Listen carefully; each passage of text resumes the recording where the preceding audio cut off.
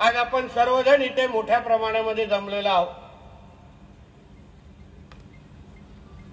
छत्रपती संभाजी महाराजांनी हिंदवी स्वराज्याची स्थापना आणि धर्माचं रक्षण करण्याचा जो इतिहास रचला आहे त्याचे स्मरण करण्यासाठी आपण सगळेजण इथे आवर्जून उपस्थित आहोत। मी सर्वात प्रथम माजी आमदार सन्माननीय आमचे प्रमोद जठारजींचं मनापासून अभिनंदन करेन की त्यांनी या कार्यक्रमाचं नेतृत्व करून आज हे सगळं जे काही भगवं वातावरण इथे उभं केलंय त्याचे सगळे श्रेय आमच्या जठार साहेबांचं आहे। आज विधिमंडळाचं अधिवेशन सुरू आहे। आमचे उदय सामंतजी पण अर्ध्या रस्त्यापर्यंत आले होते, पण विधिमंडळामध्ये काम आलं असल्यामुळे आणि ते एक ज्येष्ठ मंत्री असल्यामुळे त्यांना परत जायला लागलं। पण तरी पण आम्ही सगळेजण आज जे इथे उपस्थित आहोत, कोणीही मंत्री आमदार कुठल्या पक्षाचा कार्यकर्ता म्हणून या व्यासपीठावर उपस्थित नाहीये, पण या व्यासपीठावर आम्ही एक हिंदू म्हणून आज या व्यासपीठावर उपस्थित आहोत। ज्या राजाने हिंदू धर्माच्या रक्षणासाठी आपल्या सगळ्यांच्या नजरेसमोर पिढ्यानपिढी एक इतिहास जो समोर रचलेला आहे त्याचा आज आठवण करून देण्यासाठी आणि आठवण करण्यासाठी आजचा हा कार्यक्रम आहे। स्मारकासाठी आपल्या या अर्थसंकल्पामध्ये आज मोठ्या प्रमाणामध्ये आमच्या महायुतीच्या हिंदुत्ववादी सरकारने आज इथे तरतूद केलेली आहे। या आमच्या राज्याचे या आपल्या भागामध्ये असं भव्य स्मारक आम्ही उभं करून दाखवू की जगभरातले लोक इथे आमच्या राजाला नतमस्तक व्हायला येतील, ही शपथ घेऊन आम्ही इथून जाणार आहे। मी या निमित्ताने ज्या घटनेचे आम्ही सगळेजण साक्षी आहोत सभागृहामध्ये, माझ्या राज्याचे मुख्यमंत्री हिंदुत्वादी विचाराचे आमचे मुख्यमंत्री आदरणीय देवेंद्र फडणवीस साहेबांचं, आमच्या दोन्ही उपमुख्यमंत्री आदरणीय आमच्या अजितदादांचं आणि आमच्या शिंदे साहेबांचं, मी या तिघाही आमच्या नेतृत्वाचा मनापासून त्यांचा आभार मानेन की त्यांनी इच्छाशक्ती दाखवली आणि अगोदरच्या ज्या कुठल्याच सरकारला जमलं नाही ते आमच्या या हिंदुत्वादी विचाराच्या महायुतीच्या सरकारने करून दाखवलं। याबद्दल आम्हाला त्यांच्यावर सार्थ अभिमान आहे। आता तरतूद झालेली आहे, संबंधित कुटुंबाशी आम्ही सगळेजण बोलतोय। येणाऱ्या काही वर्षामध्ये मी महाराष्ट्रातल्या देशातल्या हिंदू समाजाला आम्ही विश्वास देतो की आमच्या राजाच्या स्मारक आम्ही इतकं भव्य भव्य ते उभा करू की बाकी सगळ्याला पण थोडं लाज वाटेल अशा पद्धतीचं स्मारक आम्ही इथे उभं करून तुम्हाला दाखवू। हा आमचा शब्द आहे तुम्हाला, कारण का ह्याच्यात तडजोड करण्याचं काहीच कारण नाही। कारण का ज्या राजामुळे आज आपण हिंदू म्हणून स्वतःची ओळख सांगतो, हिंदू आमचं आडनाव सांगू शकतो, त्या राजाने जे आमच्यासाठी बलिदान दिलं त्या राजासाठी अगर आम्ही स्मारक उभं करू शकलो नाही तर आम्ही स्वतःला हिंदू म्हणून घ्यायचा का, हा खरं म्हणलं तर मुळात प्रश्न आहे। कारण का छत्रपती संभाजी राजे नसते तर आपल्या आडनावाच्या आपल्या नावाच्या पुढे वेगळेच आडनाव लागले असते, कोण शेख असता, कोण खान असता। आता जे काही हिंदू आडनाव लागलेत ना ते फक्त छत्रपती संभाजी महाराजांमुळेच आहे असं मानणाऱ्यापैकी आम्ही आहोत। कारण का स्वराज्याची लढाई, हिंदवी स्वराज्याची लढाई हे इस्लामीकरणाच्या विरोधातच झाली आहे। मुघलांनी जे काही इस्लामिक आक्रमण जे सुरू केलं होतं त्या कार्ट्या औरंग्याने ज्या पद्धतीने आमच्या हिंदू मंदिरं तोडली, आमच्या हिंदू माता भगिनींचा छळ सुरू केला, हिंदू धर्माला नष्ट करण्याचे शपथ ज्या औरंग्याने घेतलेली त्या औरंग्याला थांबवण्याचं आणि आव्हान देण्याचं काम कोणी केलं असेल तर ते छत्रपती शिवाजी महाराज आणि छत्रपती आमच्या संभाजी महाराजांनीच केलेलं आहे.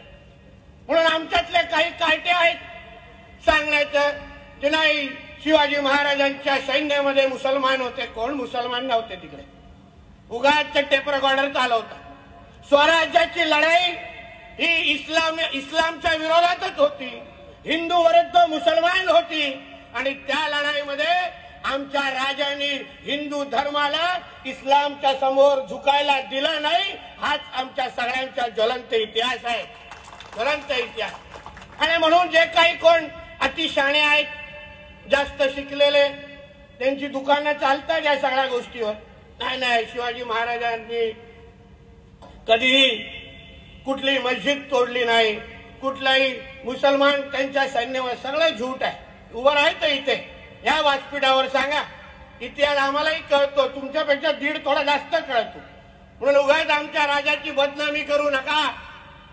जे काही हिंदू धर्माच्या विरोधात ज्यांनी वाकड्या नजरेने पाहिलं त्यांना तिथे ठेचण्याचं काम आमच्या स्वराज्याच्या रक्षकांनी केलं. याबद्दल आम्हाला त्यांच्यावर सार्थ अभिमान आहे. सार्थ अभिमान आहे. आणि म्हणून आज या इथे स्मारकाच्या निमित्ताने इथे उपस्थित असताना आम्हाला अभिमान वाटतो की आमचं हे महायुतीचं सरकार, हे हिंदुत्वादी विचाराचं सरकार, ज्या हिंदू समाजामुळे आमचं सरकार अस्तित्वात आलं त्या हिंदू समाजासाठी, आम्ही त्या हिंदू धर्म रक्षकासाठी एवढं मोठं स्मारक आम्ही बनवू शकलो, त्याची सुरुवात करू शकलो, हे आम्ही आमचं भाग्य समजतो. कारण हे सरकार आणलं तर हिंदू समाजाने जे काही लोकसभेच्या नंतर ही जी काही हिरवी वळवळ जी होत होती, त्या हिरवे जे काही चादरी टाकण्याचे कार्यक्रम सुरू होते, हिरवी गुलाल काय उडवायचे, अल्लाहू अकबर म्हणण्याची नाटकं जी सुरू झाली होती, त्या सगळ्याला चोख उत्तर विधानसभेच्या निमित्ताने दिलं आणि कडवट हिंदुत्वादी सरकार आज राज्यामध्ये बसवलेलं आहे. आणि म्हणून आमचं परम कर्तव्य आहे, मंत्री म्हणून, सरकारचे प्रतिनिधी म्हणून आमचं सर्वात पहिलं प्राधान्य हे हिंदू समाजाचं संरक्षण आणि हिंदू समाजाची सगळी इच्छा पूर्ण करणं आहे. हे आम्ही अभिमानाने सांगतो. म्हणून स्मारक बनण्याची वेळ हीच असू शकली असते. ती काय महाविकास आघाडीच्या काळात बनणार, तिथे सगळे मुल्ले मौलवी फिरायचे, तिथे नाही बनवू शकलं असतं. ते आमच्याच काळात बनणार. अधिकार सगळा आम्हीच हिंदू समाजाबरोबर आम्ही उभे राहिलेलो. आमच्या प्रसाद लाडजीने आता फुलटॉस दिलाय तर नितेश राणे सिक्सर मारणार. आमच्या असंच असतं मॅच फिक्सिंग. काय लाड साहेब, त्यांनी बॉल टोलवायचा आणि आम्ही उडवायचा. म्हणून त्यांनी इच्छा व्यक्त केलेली आहे. आता इच्छा पण त्याला माहिती आहे हा पराक्रमी ह्याच्याकडे केला तरच काहीतरी कार्यक्रम होईल. कारण का अजूनपर्यंत खूप लोकांना अंदाजच येत नाही की मी मंत्री आहे. म्हणून तो आपला पोवाड्या म्हणणारा पण बोलत होता, आमदार आले. त्याला बोलायला लागला रे बाबा मंत्री आहे. लोकांना वाटतच नाही माझी भाषा ऐकून.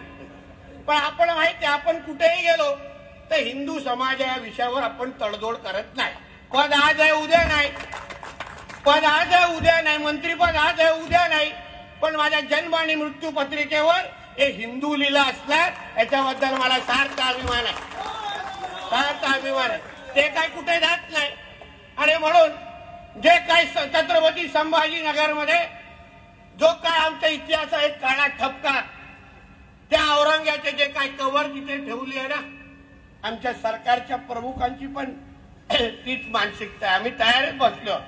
पण आमचे पत्रकार मित्र विचारतात, नितेश राणे जी कब कव्हर निकालेंगे? पण निकालने के वक्त तुमको नहीं बताएंगे. हा काय बारसा नाही तुला सांगायला, ये इथे नाव ठेवायला. एवढ्या गड किल्ल्यांच्या वर जेव्हा अतिक्रमण काढली, सांगितलं का पत्रकारांना ये 5 वाजता कॅमेरा घेऊन? नाही सांगितलं.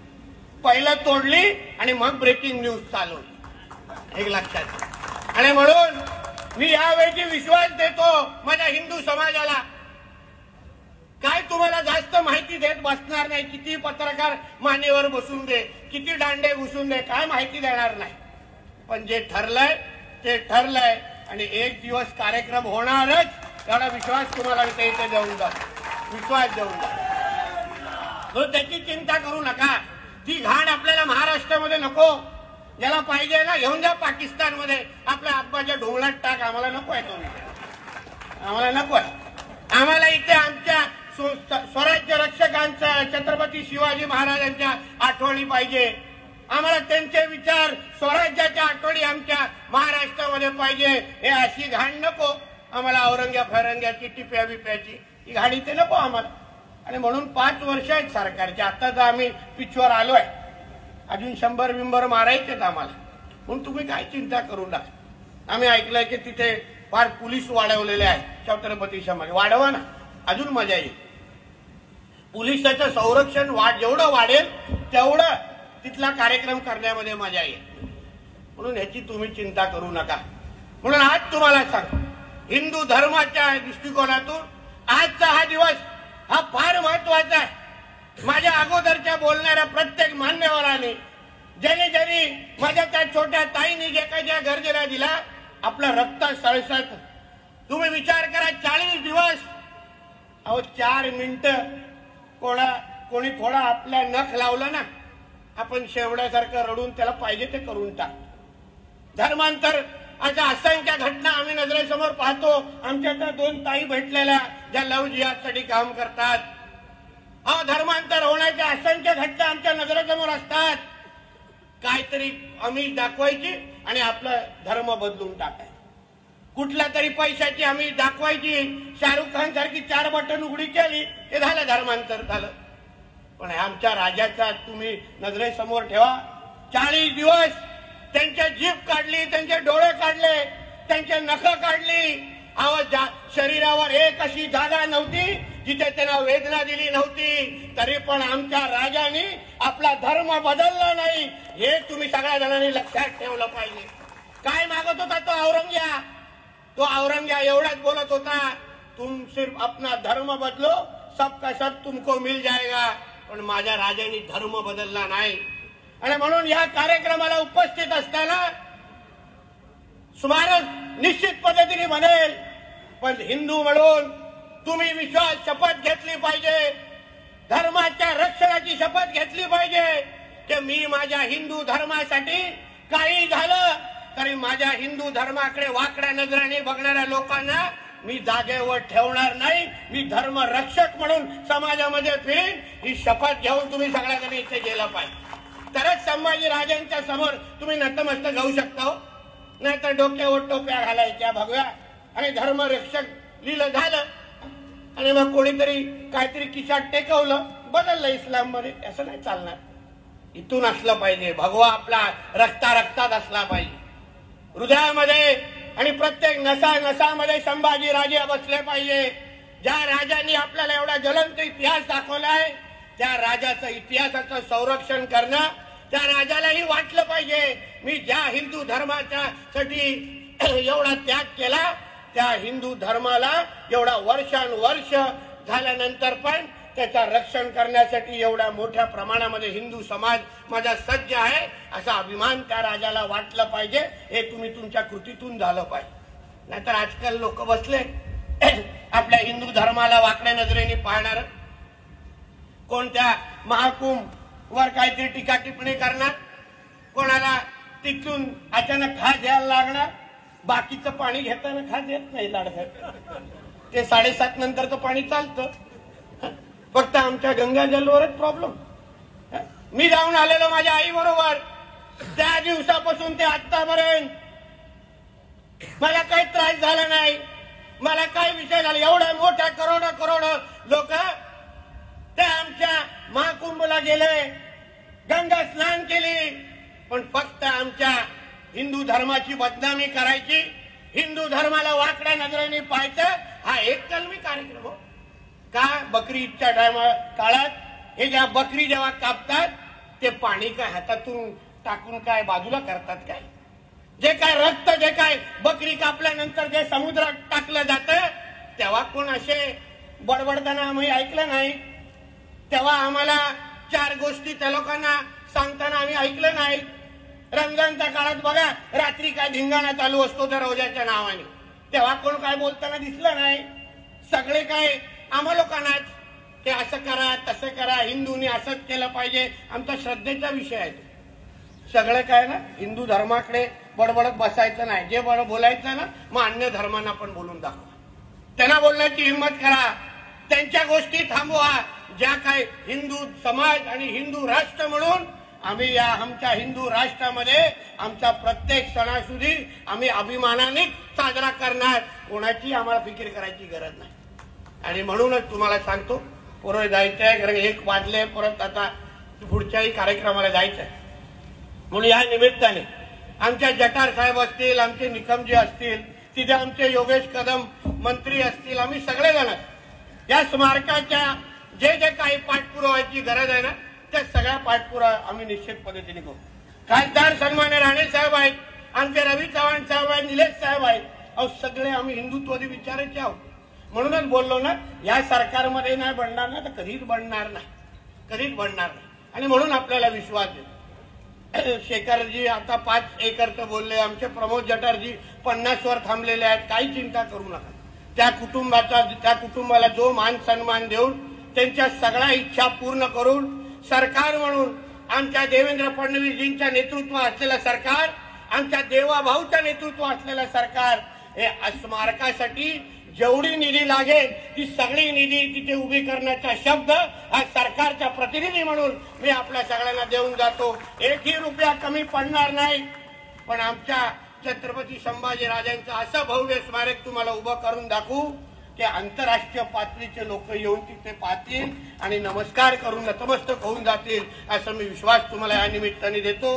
आणि परत एकदा धर्मरक्षणा दिनाच्या निमित्ताने जटार साहेबांनी आम्हाला बोलवलं, या पूर्ण ह्या चळवळीचा सहभाग करून घेतला.